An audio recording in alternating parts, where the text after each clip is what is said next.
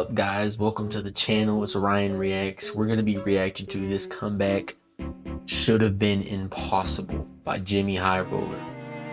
Let's get straight to it, bro. Madison Square Garden to prevent going down 3-1 in the series and give themselves a real chance to win an NBA title. And that's exactly what they were on track to doing.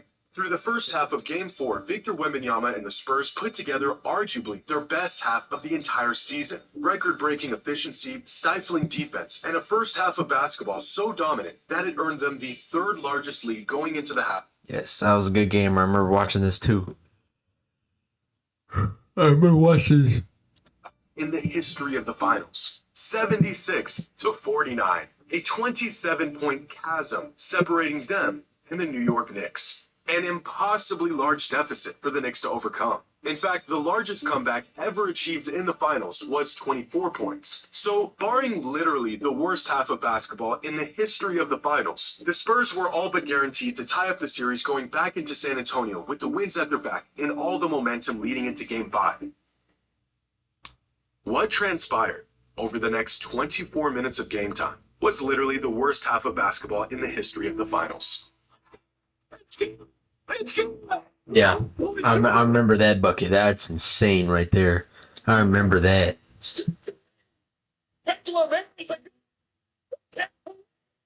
Oh. Incoming Jimmy High Roller ad. Today's video. Yep, I knew it. I knew it. Yeah, I respect it though. Introducing What you've never seen before. No, I don't. Your all-in-one writing essential. Recycling is great for Fine, that's fine though.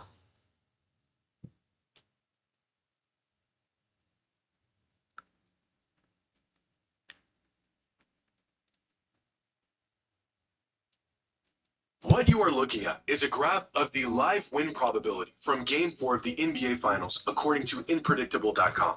The San Antonio Spurs played so well in the first half that by the end of the first quarter, the Knicks' win probability was already just 17.6%. By halftime, the Knicks' win probability fell to just 1.5%. And with about 9 minutes left in the fourth quarter, their probability of winning this game was just 1%. 1%. Unfortunately for the Spurs, basketball is more than just a game of probability. One thing about Jimmy High Roller is he loves these charts right here. He loves this. He loves the charts, bro. Charts is what this man loves. That's all I remember from him.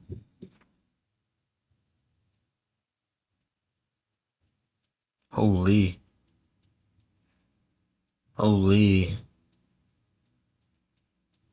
This, ladies and gentlemen, is a visual representation of the greatest comeback in the history of the finals, and quite possibly the history of the NBA. Because what the Knicks did on Wednesday night wasn't just improbable, it should have been impossible. How in the world did the Knicks pull this off? Well, you have to see it to believe it. Earlier in the series, Melvin Johnson goes in hard. Can't get it, but Chip misses. The first signs of a catastrophic meltdown by the Spurs all started right about here. With just under 9 minutes left in the third quarter, down 27, Josh Hart brings the ball down the court and feeds OG Anunoby for an easy dunk. The Knicks playing with a tangible sense of urgency. Wemby could have got that right there. I feel like Wemby could have got that. The Spurs rebuttal.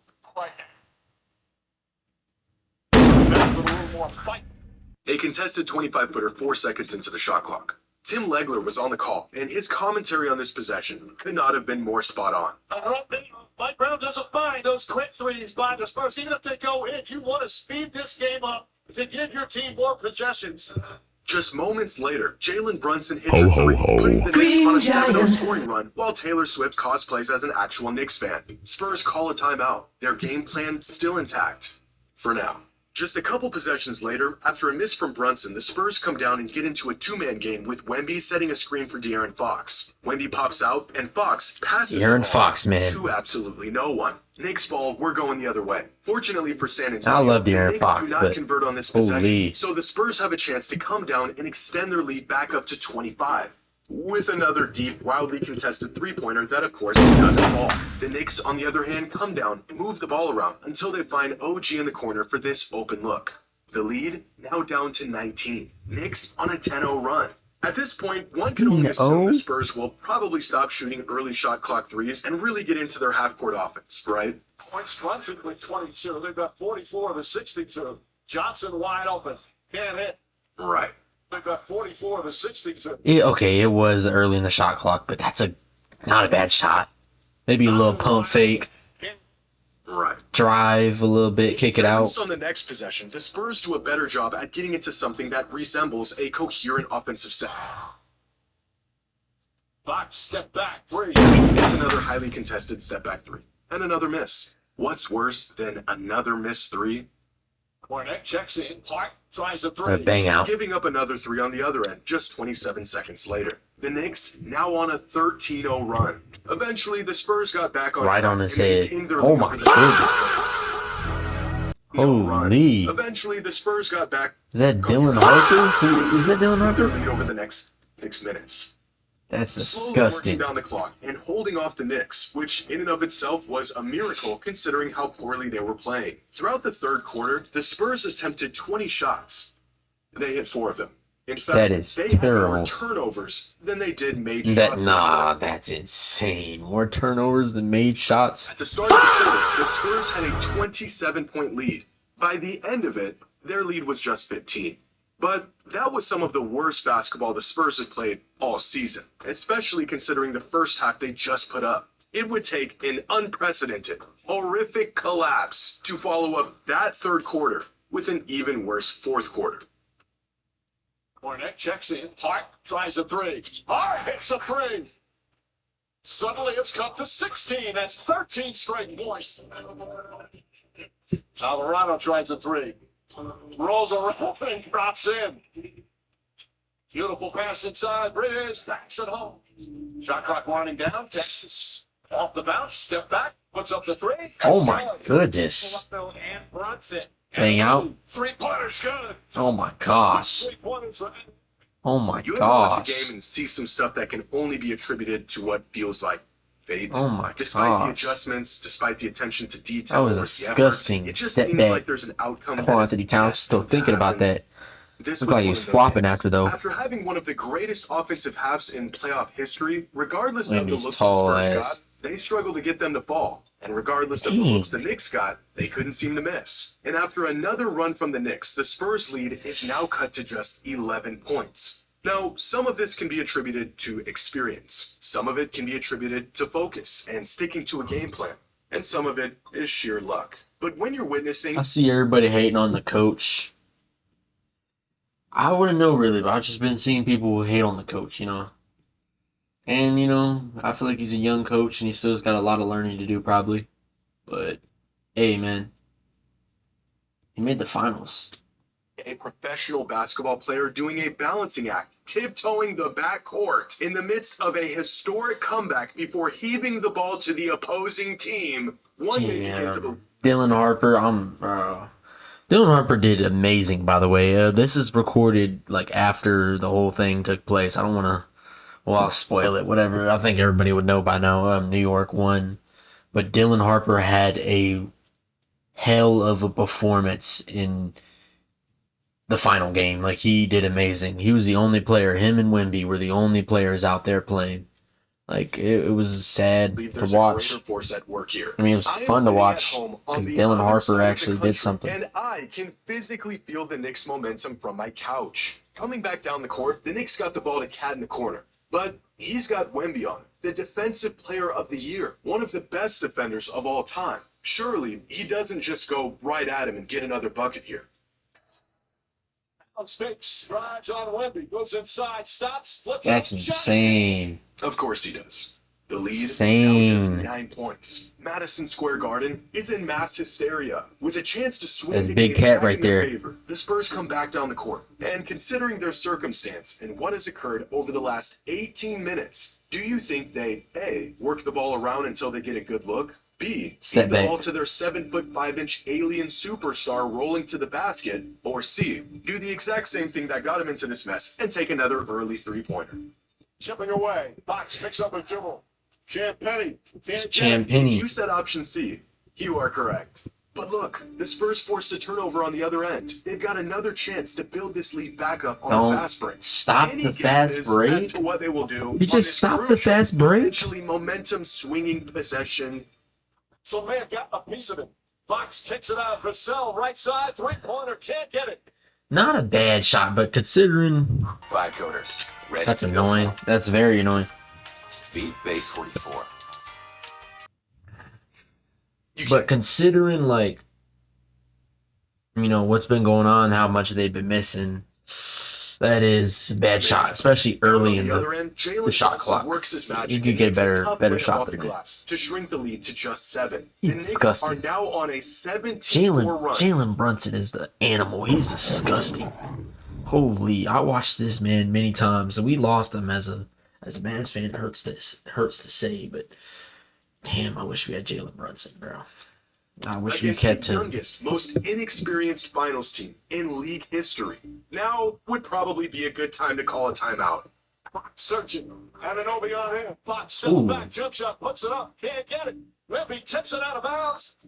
Nick Ball. Or not. The Knicks come back down the other way and immediately set a screen for Brunson. Why is Wemby guarding a 6'0" Jose Alvarado 20 feet away from the basket? I don't know. But after the switch, he's now on Brunson. But now he's dropping back to play strong side help with Champagnie in the corner. The Knicks swing the ball to the other wing, and there's Wemby right on time to help. And guarding this corner man is Champagnie. But wait, he was supposed to be in the opposite corner, which means someone's open. Off the bounce. Corner three, Anunoby. 4-point game. Team of San Antonio. One possession game. Mitch Johnson realizes he has the autonomy to call a timeout. Larry David is losing his mind, and the world is ending. Or at least it feels like it is, if you're a Spurs fan. But there's still hope. After trading a few buckets, the Spurs maintain their 4-point lead until there's about 2:20 left on the clock, and Jalen Brunson hit this three over Wemby. Shot clock at 5. Brunson. That is number insane. 3. You know how hard that is? You know, Jalen Brunson's like what, like 6'1", 6'2"? And he's just shooting that over him. Wemby's 7'5". That's an insanely hard shot, bro. With clutch. Brunson can make You some ever see a tough dagger shots, that bro. wasn't a game winner or a go-ahead bucket? Well, you just did, because it is now just a 1-point game, and the Spurs are in a state of shock. How do I know this? Because on the very next possession, De'Aaron Fox, the team veteran, a starting point guard in the NBA Finals, did this. What did he do? Of course, why would he do that? After 2 quarters of some of the most appalling basketball you've ever seen, this should have been the nail in the coffin for the Spurs and their hopes of winning this game. Why would he do that? But it wasn't. Miraculously, Josh Hart missed this wide-open layup that would have put the Knicks up by 1. And despite their best efforts to lose it, the Spurs still I love have Josh the lead. Hart. And on the very next possession, Wemby gets fouled and sent to the line to shoot 2 free throws. Now, Wemby is an excellent free throw shooter with a career playoff free throw percentage of 85%. He's also the future face of the NBA in a potential legacy-defining moment of his career. Under most circumstances, this trip to the line would put the Spurs up by 3 points. But this is far from most circumstances. He got that up on the glass. Credit Castle for creating those footsteps behind him. Wembanyama misses a free throw. The greatest comeback in NBA Finals history. Miss them both. Hey, he's gonna learn from this, bro, and I respect it. Sure, it's he choked with these free throws, but I respect it because he's only like he's so young and he's in the finals, and I think that is amazing. I think that is amazing. He's young, he's in the finals. I just give Wemby props, bro, because like, you know, like everybody struggled in the finals before. Not everybody, but you know, people like youngins is crazy. I sound like younger players like legends struggled in the NBA finals before, you know, and struggled in games which made them lose. Like Kevin Durant, LeBron James has struggled in the finals before, and stuff like that, you know. And then they came back better. They came back stronger because they knew what happened, you know.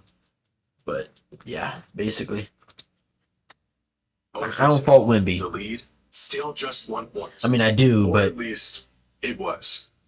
he's young and he's still growing. He's gonna become way better than he is. Goes up, floaters up.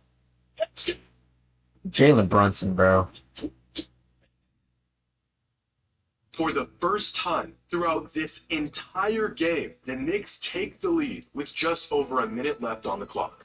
If this game ended right here, what you just witnessed is already the most improbable, most unbelievable sequence of events in the history of the finals. But somehow, despite there being just a minute 22 left on the clock, this game is far from over. Thanks to a pair of free throws from Stephon Castle, the Spurs regain a 1-point lead with just 30 seconds left on the clock. And on the very next possession, this happens. Picks it out in the corner. Brunson gets it back. Runs it on the drive. The floater's up. Shot won't go. Rebound deflected. In the backcourt. Fox has a chance to get Pause it. I don't remember this. NBA players are the best basketball players on the planet. In spite of this, they still often make mistakes. And in the finals, these mistakes tend to live on in infamy. For every great, career-defining playoff moment, there are equally as many infamous blunders that stick with them long after they... Oh, dude, this reminds me. Wow, this is iconic right They here. retire. One of the greatest memes of all time. This is one of J.R. those Smith. mistakes. I love Jerry. 9 seconds remaining. Damn, man. 6 seconds remaining. The fuck is in that toilet? Mike Brown. With less than 14 seconds on the clock, the Spurs were up by 1 with possession of the ball. De'Aaron Fox could have wasted time off the clock and forced the Knicks to foul. Could have called a timeout. He could have cleared it out and passed it to a teammate. Instead, he went up for a layup and got blocked, giving the Knicks one more chance to win this game. But of all the unlikely things to occur in this game to bring us to this point, converting on a bucket with less than... I know Fox did terrible the whole series, but I feel bad, man. I always liked Fox, bro. Especially I saw him on YouTube, fucking when everybody, feels bad, bro. But I fuck with Fox, bro. But he did do terrible. And I feel bad, bro.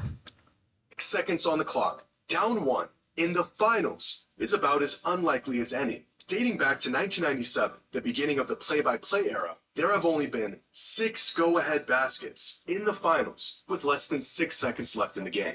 All 6 of these buckets cemented as some of the most clutch, legacy-defining moments in modern NBA history. Even after their historic, unprecedented comeback, the Knicks still had to pull off what has only happened 6 times in the last 30 years. What are the odds that they can pull it off? About as unlikely as everything that led them to this point. I can't remember this one. Jalen Brunson allowing him to the top 101. Brunson gets it, fires up a 3. Yeah. It was that tip in. That is insane. I don't think I realized, when this happened, how insane this was. 1 second left, 1 point, game 3. Jeez. Or game 4. That is insane right there. Wow.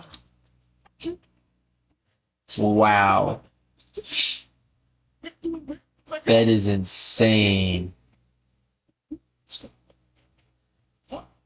That is insane. Oh my gosh, that is...